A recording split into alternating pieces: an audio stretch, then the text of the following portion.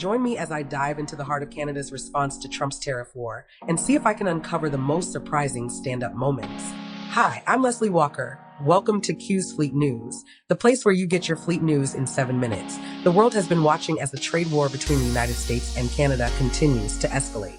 In recent months, we've seen tariffs imposed on steel and aluminum, with the U.S. citing national security concerns and Canada responding with strong countermeasures. But what does this mean for our country, and how are we responding to these aggressive actions? It's a complex issue, affecting Canadians from farmers to manufacturers and even everyday consumers. But before we dive into the current situation, it's essential to understand the history of trade relations between our two nations. After all, this isn't the first time we've butted heads over trade. Canada and the U.S. share one of the most deeply integrated economic relationships in the world.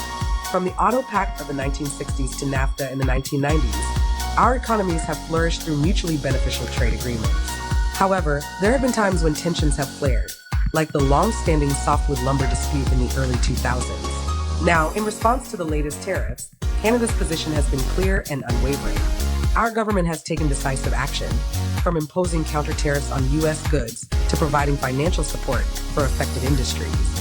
But beyond these measures, Canada has engaged in an aggressive diplomatic push to defend our economic interests on the world stage.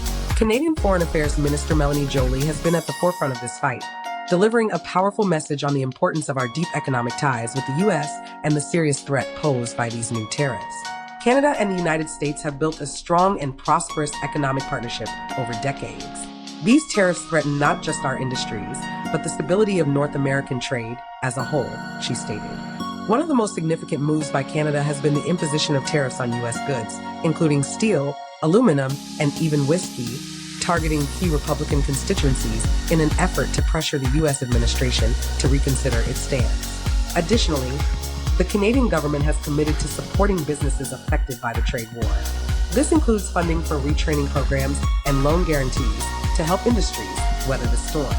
Meanwhile, Canada is also accelerating efforts to diversify trade by strengthening ties with the European Union, China, and other markets, an important step in reducing reliance on U.S. trade. But the impact of these tariffs goes beyond economics. There are real concerns about the strain they place on Canada-U.S. relations, one of the most crucial diplomatic partnerships in the world. Minister Joly has made it clear that Canada will not be intimidated. We will always stand up for Canadian workers, for Canadian industries, and for the integrity of free and fair trade, she asserted. Not everyone is optimistic about the outcome of this dispute. Some economists warn that prolonged tariffs could have damaging effects on the Canadian economy, but the government remains resolute. As Prime Minister Trudeau has stated, we will not escalate, but we will not back down. Looking ahead, there are broader questions to consider. Could this trade war signal a shift toward a more protectionist era in international trade? How will it impact not just Canada, but global markets? One thing is certain, Canada is standing its ground. As former Canadian ambassador to the U.S. Michael Kurgan has noted, the use of tariffs as a tool of coercion threatens not just Canada, but the entire rules-based international trading system. As we continue to navigate this complex situation, Canada will remain firm in defending its industries, its workers, and its economy. We will not go quietly into the night. Join the conversation and share your thoughts. Let us know in the comments below, and don't forget to subscribe to Q's Fleet News, the place where you get your fleet news in 7 minutes. I'm Leslie Walker. Thanks for joining us, and we'll see you next time.